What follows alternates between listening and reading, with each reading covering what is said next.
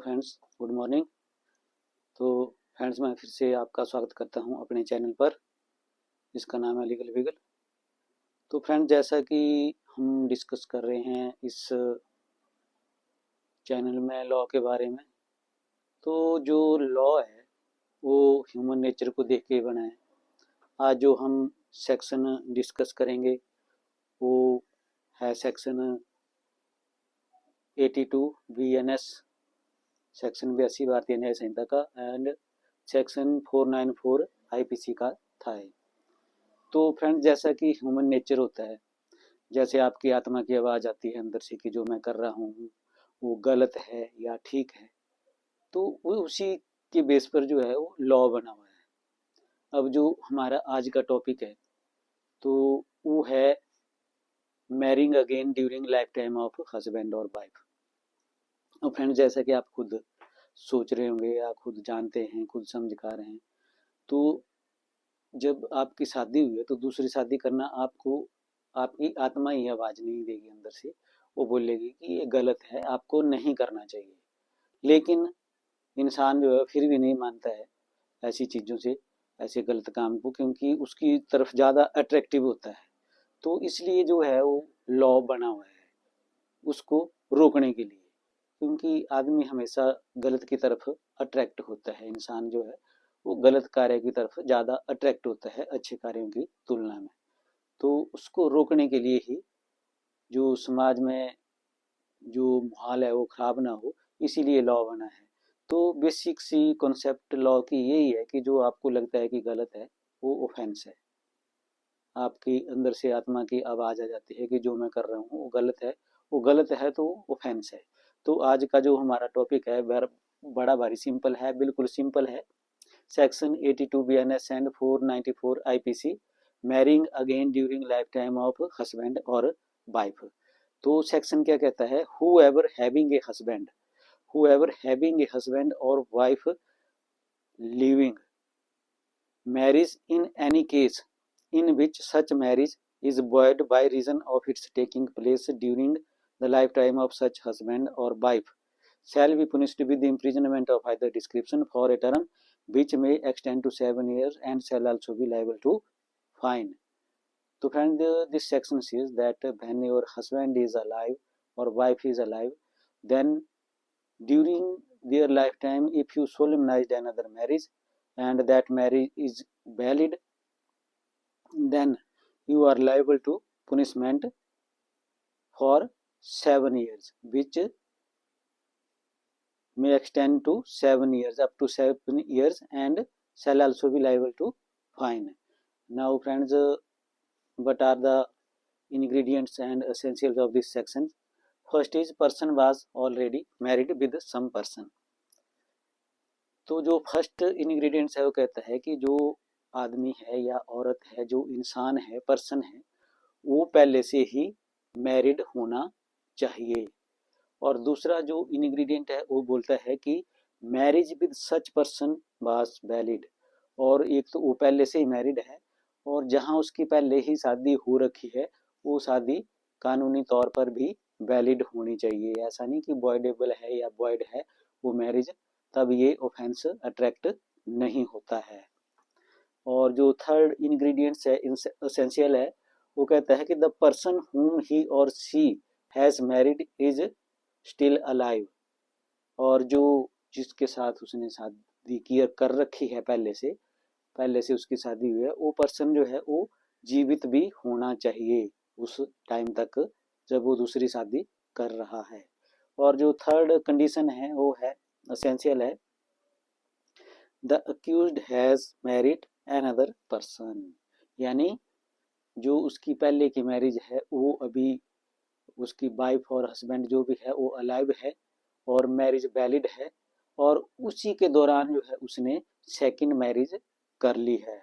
तो ऐसा जो पर्सन है he is liable to punishment, उसको सजा हो सकती है कोर्ट से 7 साल की, और साथ में हो सकता है जुर्माना।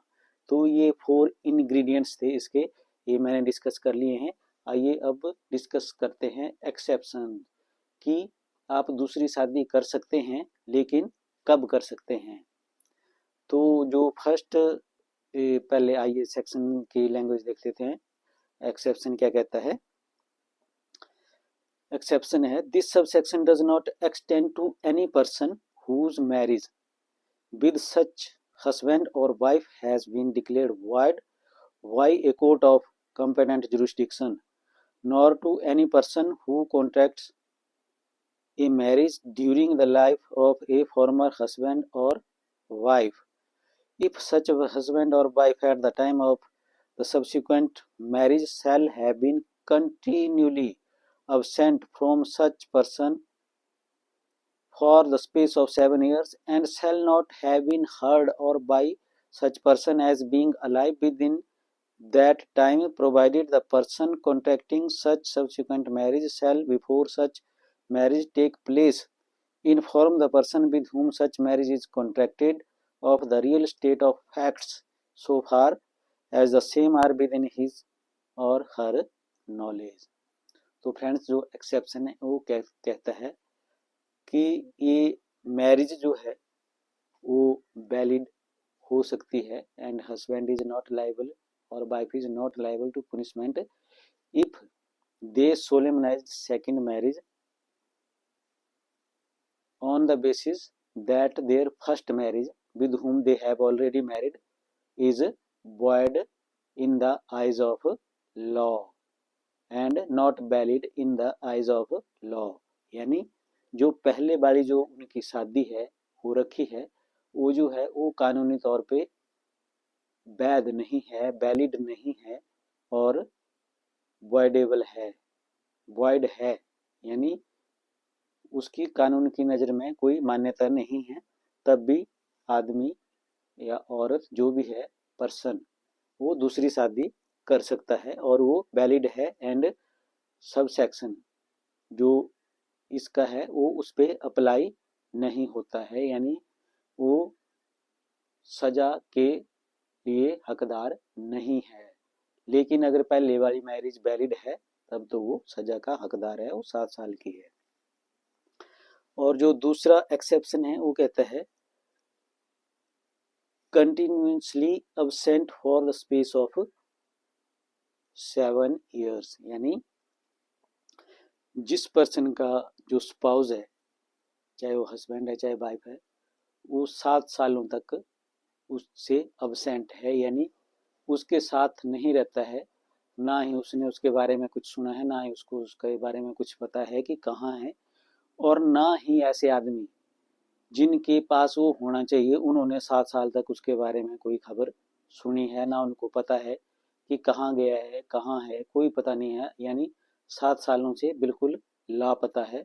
और जिनको उसका पता होना चाहिए उनको भी उसका पता नहीं है।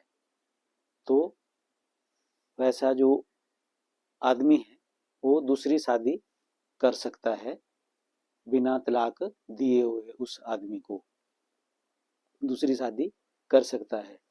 लेकिन जिससे वो दूसरी शादी करेगा वो थर्ड कंडीशन जो है fact of previous marriage must be disclose to such person, यानी to whom he is solemnizing second marriage, it is the duty of person to disclose all the facts of his previous marriage to that person।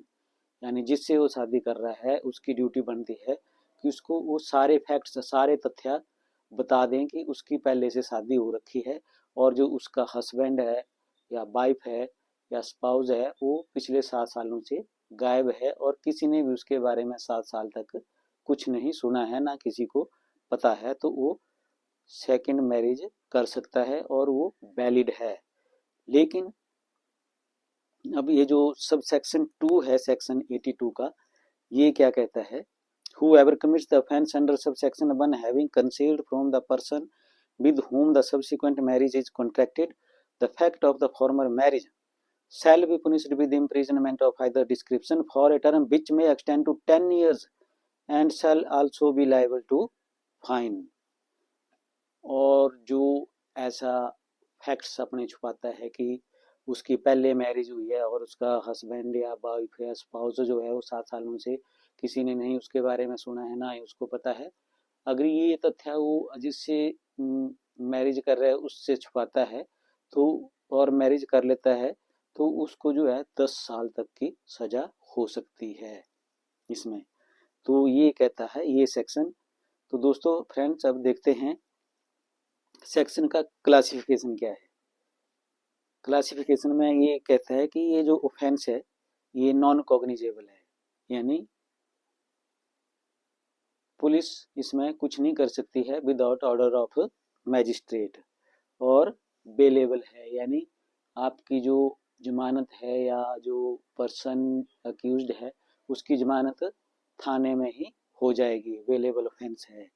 और ये tribal by है judicial magistrate first class, उसके पास ही इसका trial चलेगा, चलान पेश होगा और उसी के द्वारा इसका निर्णय दिया जाएगा। और ये जो ऑफेंस है फोर्थली ये कंपाउंडेबल है with the permission of the court by the person to whom the complaint has been lodged।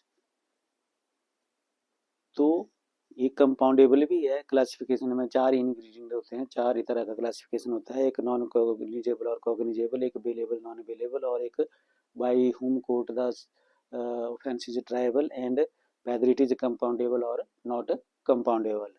तो ये है कंपाउंडेबल है with the permission of the court.